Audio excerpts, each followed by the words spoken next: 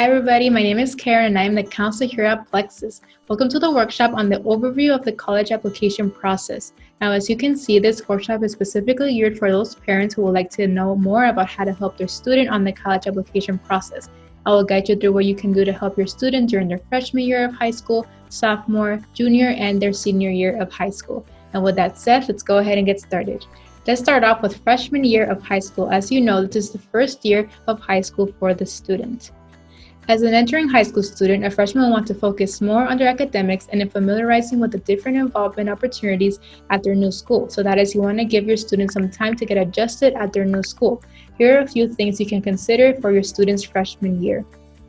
You should tell them that they should begin involvement in their extracurricular activities. That is, they can start their involvement in sports if that is something they're interested in. They can search for clubs at their high school, etc. Focus on academics. Of course, it is their first year of high school and they don't want to screw up on their academics on their first year of high school either. Start exploring majors and careers. It is never too early to start exploring any majors that the student wants to potentially go into when they start college. Let's move on to your role during your student's freshman year. As your role, you do not want to rush your student into things. That is, you don't want your students to be involved in so many things all at once. You want to support them on their adjustments. This is their first year of high school, so you want to support them and be there if they are experiencing any problems. You want to give tips on balance and time management. You are a working professional and you probably have some tips on any balance and time management that you would like to share with your student. And finally, you want to check in on their progress. That is, you want to check their report cards every so often that they come in and to see how well the student is doing in school. Let's move on to sophomore year of high school. As a sophomore student, your student will want to start getting more involved in both their school and in their community. Of course, the student will want to pursue maybe more volunteer opportunities or internships, maybe even a job during their sophomore year, or maybe they just want to be involved in more clubs and sports at their school. Here are a few things that your sophomore student can consider. You want them to continue their extracurricular involvement. Of course, that looks great on college applications if they have been involved in an extracurricular activity for a long time. They want to start familiarizing with financial aid options. You want to make sure your student knows about the FAFSA and about the different financial aid options there is to consider. PSAT and AP classes. If you don't know what the PSAT is, it is usually considered a practice test for the SAT. It is usually an option for you to be considered for the National Merit Scholarship, one of the biggest scholarships you can be awarded in high school. And of course, AP classes, sophomore year is the first year you'll be able to take AP classes, which are introductory college courses that you can take during high school. You want to continue exploring colleges, majors, and careers. As I mentioned before, it is never too early to start exploring colleges, majors, and careers to see of anything that you might be potentially interested in when you go into your senior year. And of course, you want to consider volunteering opportunities. You might consider volunteer opportunities at your school or in your community. And what is your role as a parent of a sophomore student? First, you want to help them explore career options. Of course, sophomore year is also an opportunity for you to explore their career options. You want to be supportive. Of course, you want to be supportive of anything that your student might want to get involved in. You want to be supportive of the careers or the majors they want to consider as well. You want to continue to check in on their progress. Of course, you want to continue checking their report card to see how well they are doing in school. Evaluate the PSAT score and identify skills they have to work on. Your sophomore year is the year you will be taking the PSAT, so as a parent, you should check on their PSAT score report and see if there's anything they need more help on or anything that you can help with that they can improve as well. Now let's move on to junior year.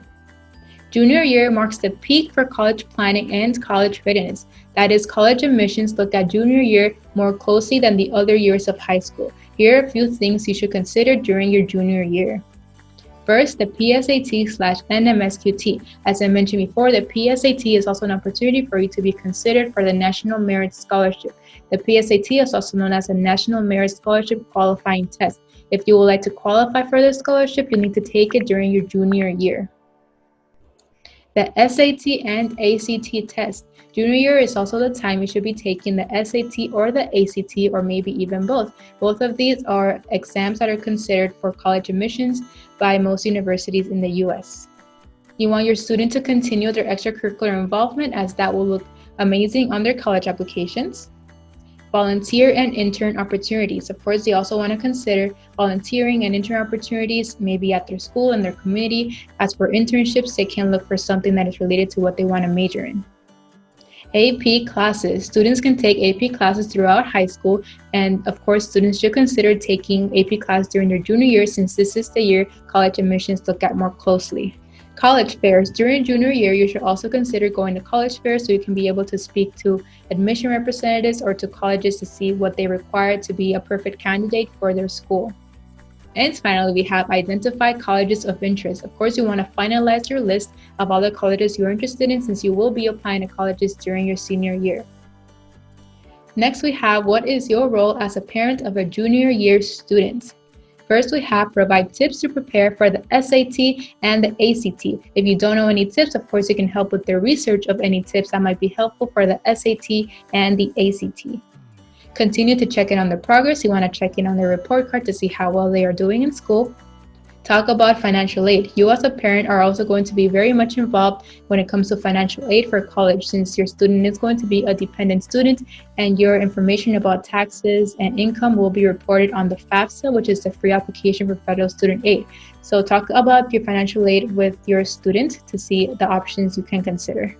And finally, we have don't do the work for them. Now, I mentioned this for junior year because it's also the year where the student should be exploring colleges and talking to admissions and to see what they require as a student. Now, as a parent, you don't have to do the work for the student. You want to let your student do all the questions and do all of the calling for the admission offices at the colleges as well. Now, for this year, I have broken it up into months. First, let's start off with August to December. First, you want your student to identify 5 to 8 colleges to apply to. Most students apply to an average of 5 to 8 colleges during their senior year. You want your student to talk to their high school academic counselor. Their high school academic counselor is always there to help, and you want to make sure that the student is on track to graduate. Request letters of recommendation if applicable. I say if applicable because not every college or university is going to ask for a letter of recommendation. Begin and submit college applications. This is the time where most college applications are going to open. Take or retake the SAT/ACT. If you didn't have the opportunity to take the SAT or the ACT during your junior year, this is the time to do so. Also, if you're not satisfied with the score you got the first time you took it, this is also the time to take the test as well.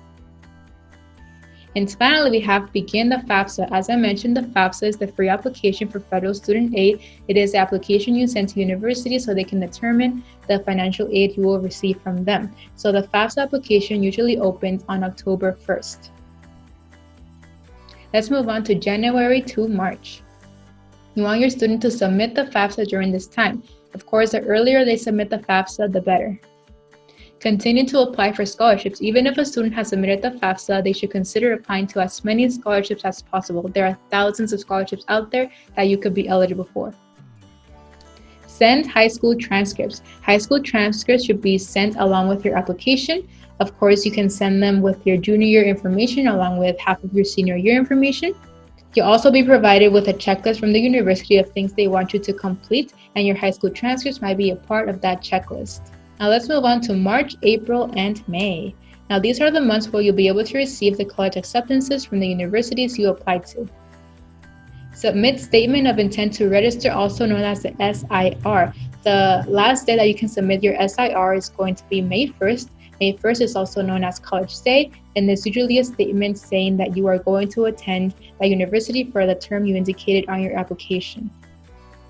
Compare financial aid packages. During this time, you'll also receive the financial aid packages from the university, and those financial aid packages can determine the difference of which university you will decide to attend. And finally, we have networking. By networking, I mean that you should reach out to potential students at the university you're going to attend. Maybe you can reach out to a roommate if you'll be living on campus. You can reach out to professors as well, etc. And finally, we have your role as a parent of a senior year student. First, we have helped them create a budget. They will be going to college after the senior year, and of course, there are going to be a lot of expenses involved. So you want to help them create a budget to see what is the best way that they can save money as much as possible. You want to provide them with the tax information for the FAFSA. The students You want to provide them with tax information for the FAFSA. When the student is filling out the FAFSA, they are going to include your information as well because they are going to be considered a dependent student. So you want to provide them with your tax information as well.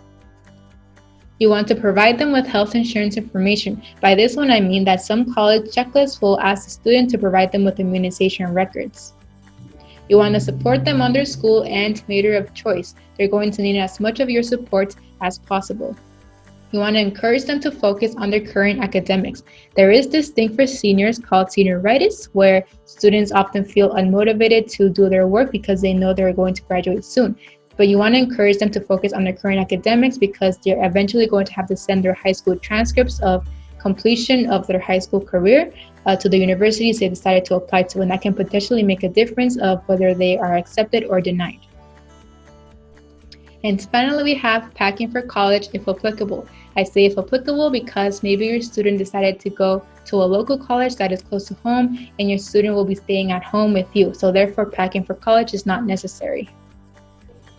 All right, we have reached the end of this workshop. Thank you everybody for sticking around. Before I leave, I'd like to let you all know to please download our Plexus app through the App Store or Google Play. If you download our app, you'll be able to receive instant notifications.